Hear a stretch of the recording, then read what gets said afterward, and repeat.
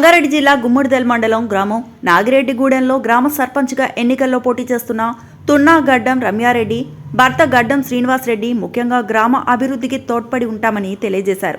అలాగే టీఆర్ఎస్ పార్టీకి చెందినప్పటికీ టికెట్ రాకపోవడంతో ఇండిపెండెంట్గా నామినేషన్ వేసి పోటీలో పాల్గొనడం జరిగింది. గెలుస్తామని ధీమా వ్యక్తం చేసింది.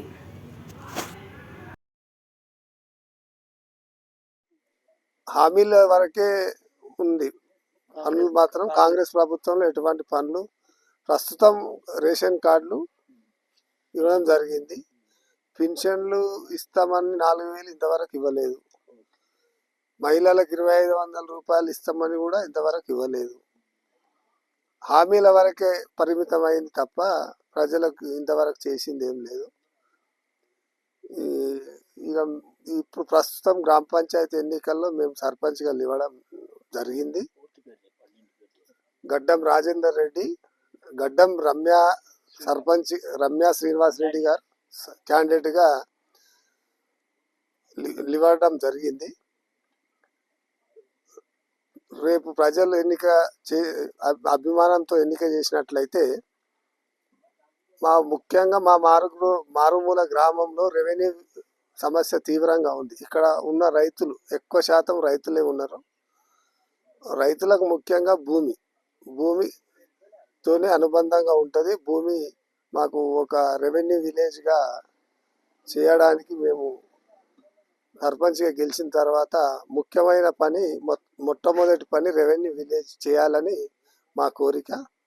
ప్రస్తుతము రెవెన్యూ విలేజ్గా లేదు, ఒకటే సర్వే నెంబర్తో ఇబ్బందులు పడుతూ ఉన్నారు రైతులు. మరి అదేవిధంగా గ్రామంలో శాంతి భద్రతలు అందరినీ యూనిటీగా కలుపుకొని గ్రామ అభివృద్ధి కృషి చేస్తాం. ఏకపక్ష నిర్ణయాలు తీసుకోము. గ్రామంలో పెద్దలను అందరినీ పార్టీలకు అతీతంగా గ్రామ పంచాయతీలో గ్రామ సభ నిర్వహించి తీర్మానం చేసుకొని గ్రామానికి కావాల్సినటువంటి అభివృద్ధి పనులు, సంక్షేమ పథకాలు అర్హులున్న వారికి అందే విధంగా కృషి చేస్తాను. అదేవిధంగా ఏ సమస్యలు ఈ గ్రామంలో సమస్యలు ఏర్పడతాయి, చిన్న చిన్న సమస్యలు వస్తాయి. ఎటువంటి సమస్య అయినా గ్రామంలో కూర్చొని క్లియర్ చేయగలుగుతాం. పోలీస్ స్టేషన్ల దాకా తీసుకోకపోకుండా చూస్తాం. గ్రామము మోడల్ విలేజ్గా కూడా తీర్చిదిద్దడానికి కృషి చేస్తాం. ఆదర్శ గ్రామ పంచాయతీ అయ్యే విధంగా ఎన్ని కోణాలలో అభివృద్ధి చేయడానికి కృషి చేస్తాం. ఇది మాత్రం తప్పకుండా హామీస్తున్నాం. ప్రజలకు ఒకసారి అవకాశం ఇవ్వమని కూడా అడుగుతున్నాం. ఇక దాన్ని గుర్తించి ప్రజలు గుర్తించి మాకు సర్పంచ్గా ఎన్నుకున్నట్లయితే ఈ పనులన్నీ తప్పకుండా చేస్తాం. డ్రైనేజీ కానీ వేరే చిన్న చిన్న సమస్యలు ఏమన్నా ఇదివరకు ఉన్నాయా? ఉన్నాయి చెప్తా.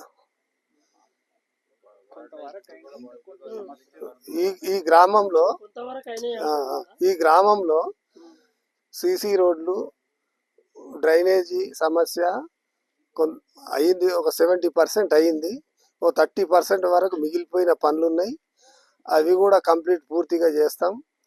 అదేవిధంగా మంచినీళ్ళు, కరెంటు సమస్య, కొత్తగా కొన్ని కాలనీల్లో ఇల్లు దూరంగా కట్టుకోవడం జరిగింది. అక్కడికి కూడా కరెంటు సమస్య, సిసి రోడ్లు, వాటరు, ఇవన్నీ సమస్యలు మనము తప్పకుండా గ్రామంలో ఎటువంటి సమస్యలైనా మేము చేయడానికి సిద్ధంగా ఉన్నాం. ముఖ్యంగా ఏంటంటే ఒక ఐకమత్యం, యూనిటీ, అందరినీ పార్టీలకు అతీతంగా యూనిటీగా తీసుకొని ప్రతి సమస్యపై దృష్టి పెట్టి ఆదర్శ గ్రామ పంచాయతీగా తీర్చిదిద్దాలనే ఒక లక్ష్యంగా పెట్టుకున్నాం. దీనికి మొట్టమొదటిగా రెవెన్యూ సమస్య ఉంది. అదేవిధంగా తర్వాత మిగతా సమస్యలన్నీ కూడా మేము తప్పకుండా చేయగలుగుతాం. ఇప్పుడు ఈ నాగిరెడ్డిగూడెంలో గ్రామంలో ఈ గ్రామ పంచాయతీలో ఎంతమంది ఓటర్స్ ఉంటారు? మా గ్రామ పంచాయతీలో 400 ఓటర్స్ ఉన్నారు. 400 వరకు ఉన్నారు. చిన్న గ్రామ పంచాయతీ, మారుమూల గ్రామ పంచాయతీ. దీన్ని మేము ఇక్కడ ఎక్కువ శాతం మా రెడ్డిస్ ఉన్న గ్రామ పంచాయతీ 70% వరకు, ఒక 25% బీసీలు ఉన్నారు, 5% ఎస్సీలు ఉన్న గ్రామం. చిన్న గ్రామం ఒక యూనిటీగా తీసుకొని ముందుకు తీసుకుపోవాలని నా కోరిక. ఇప్పుడు 400 మంది ఓటర్స్ ఉన్నారు కదా, ఏకపక్ష నిర్ణయంతోనే ఉన్నారా, ఆ పార్టీలకు ఖచ్చితంగా ఉన్నారా, ఈ పార్టీ ఆ పార్టీ అన్న విభేదాలు ఏమైనా ఉన్నాయా? మా గ్రామంలో ఇప్పటి వరకు అయితే పార్టీల పరంగానే పనులు నడుస్తూ ఉన్నాయి. ఏకపక్ష నిర్ణయాలు చేయడం లేదు, అందరినీ కలుపుకొని పనిచేయడం లేదు.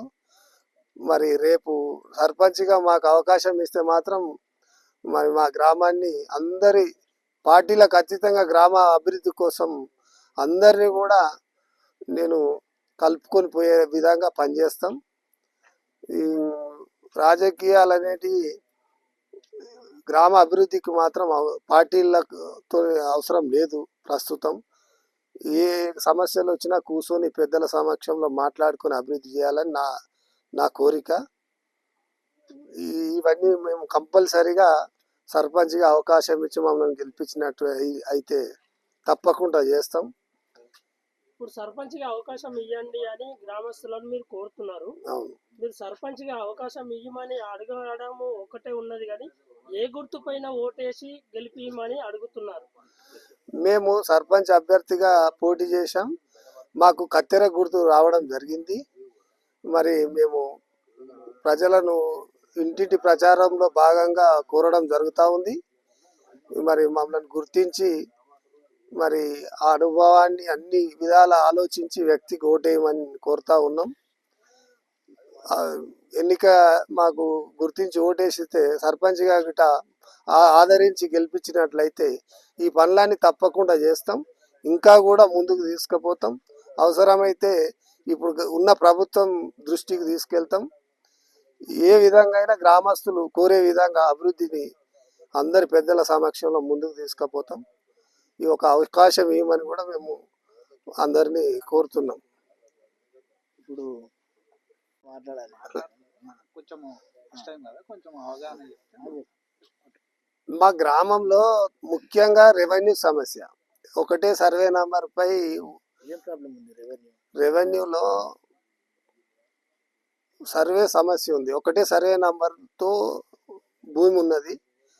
మా భూమి ఒకటే సర్వే నంబర్తో భూమి 300 ఎకరాలు పెద్ద సర్వే నంబర్తో ఉన్నది. సర్వే నెంబర్ ఎంత? Survey number 10 survey number 10 survey నంబర్తో 333 ఎకరాల భూమి ఉన్నది. 33 ఎకరాల 333 ఎకరాలు పెద్ద నంబర్, 333 ఎకరాలు. అది రైతులకు తీవ్ర ఇబ్బందికి గురి అవుతా ఉన్నాం. అద్దుల కాడ ఏ సర్వే నంబర్ ఎవరికి వారికి ప్రభుత్వం గుర్తించి నక్షా టీపన్ రెవెన్యూ విలేజ్గా చేయాలని మేము కోరుతున్నాం. గత కొన్ని రోజుల ముందు కూడా కలెక్టర్ గారికి, ఏడీ గారికి కూడా ఫిర్యాదు చేసినాం. ఇప్పటి వరకు ఎటువంటి పని జరగలేదు. హద్దులు లేకుండా ఇబ్బందులు జరుగుతూ ఉన్నాయి రైతులకు. ఒకటే సర్వే నంబర్ అయ్యి కూడా తీవ్ర ఇబ్బందులకు గురవుతున్నారు. దాని మీద మేము పూర్తిగా మళ్ళీ మాకు వేరే విలేజ్కి రెవెన్యూ విలేజ్గా ఉంది మా గ్రామం. మా విలేజ్ సపరేట్గా రెవెన్యూ విలేజ్ గ్రామంగా తీర్చిదిద్దాలనేదే మా కోరిక. దీనిపై అవకాశం ఇస్తే ప్రజలు మొట్టమొదటి పని మేము ఈ పని చేయడానికి సిద్ధంగా ఉన్నాం.